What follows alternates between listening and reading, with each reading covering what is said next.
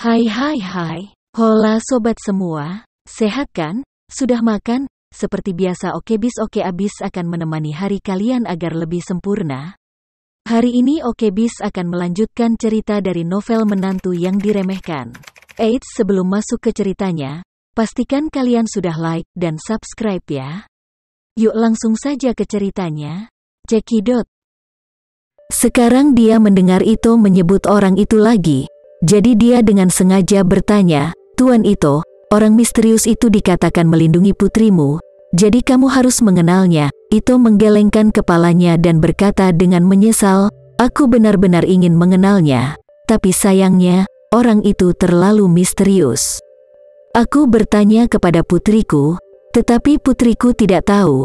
Jika tidak, aku benar-benar ingin membawanya untuk aku gunakan sendiri. Dengan orang yang begitu kuat di sisiku, aku tidak perlu khawatir tentang keamanan lagi." Zain mengamati sejenak Ito Yuhiko, merasa bahwa dia sepertinya tidak berbohong. Sepertinya Ito Yuhiko tidak tahu siapa orang misterius itu. Tapi kenapa dia menyelamatkan Nanako? Apakah dia pria keadilan yang murni dan sopan? Namun, agak aneh bagi orang Indonesia untuk datang ke Jepang sebagai pahlawan. Atau, dia orang Indonesia perantauan yang tinggal di Jepang? Zain tidak bisa memikirkan alasannya, jadi dia meninggalkannya begitu saja, menatap Yuhiko, dan berkata dengan serius, "Tuan Ito, kali ini aku di sini.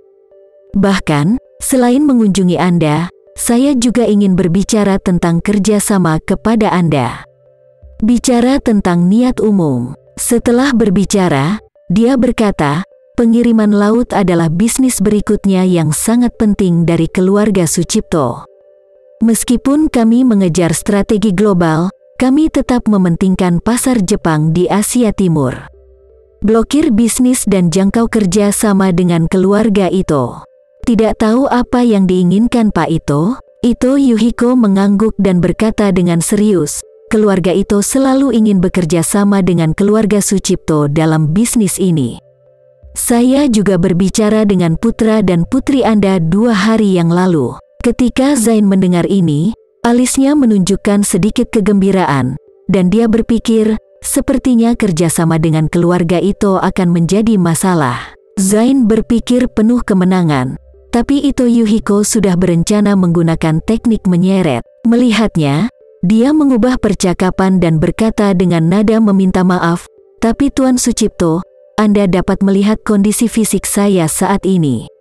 Dokter mengatakan bahwa saya harus menjalani observasi di rumah sakit setidaknya selama setengah bulan. Selain itu, meskipun saya meninggalkan rumah sakit, saya harus istirahat selama beberapa bulan ketika saya pulang.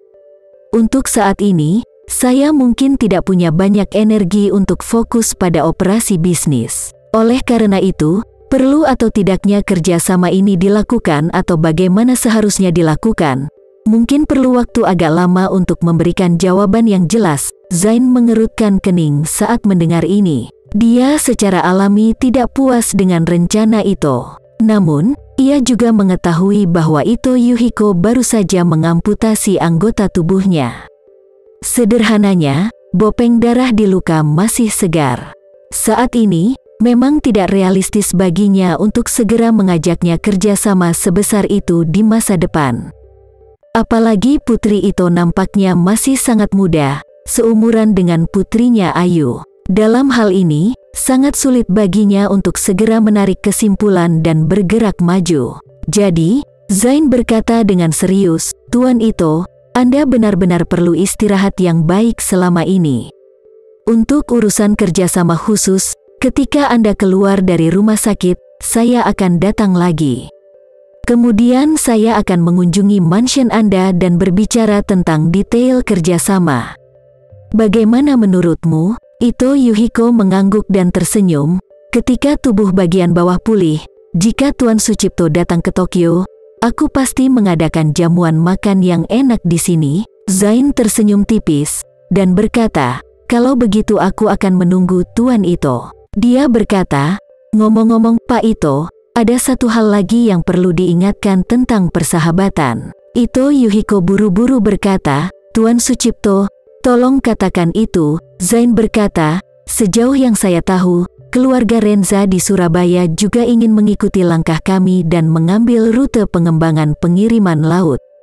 Jika saya tidak salah, mereka juga ingin menghubungi Anda di sini dan membicarakan tentang kerjasama proyek. Setelah itu Zain berkata, namun, kekuatan keluarga Renza jauh lebih buruk daripada kita. Jadi saya sarankan agar Pak Ito tidak mempertimbangkannya, selama dia berkonsentrasi untuk mengangkat tubuhnya dan menunggu tubuh untuk pulih, lalu berbicara dengan keluarga Sucipto. Kerjasama yang komprehensif harus menjadi pilihan terbaik. Ito mengangguk dan tersenyum, dan berkata, tenang saja, jangan khawatir Tuan Sucipto, saya memiliki pemahaman tertentu tentang keluarga Renza. Bisnis pengiriman laut mereka belum dimulai sama sekali.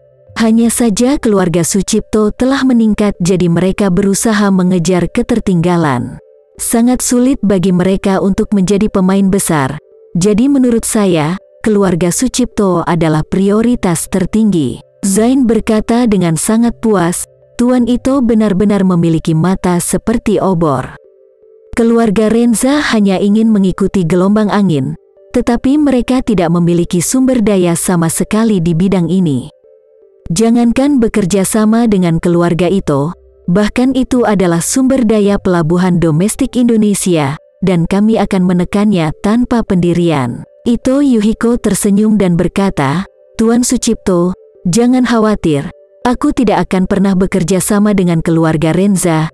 Jika saya ingin memilih antara keluarga Sucipto dan keluarga Renza, saya pasti akan memilih Tuan Sucipto. Zain tertawa, oh, Tuan Ito, dengan kata-kata Anda, saya bisa kembali ke Indonesia dengan percaya diri. Ito bertanya, kapan Tuan Sucipto ingin kembali ke Indonesia? Zain berkata, mungkin 2 hari ke depan, terutama karena pesawat pribadi dilarang lepas landas dari Tokyo.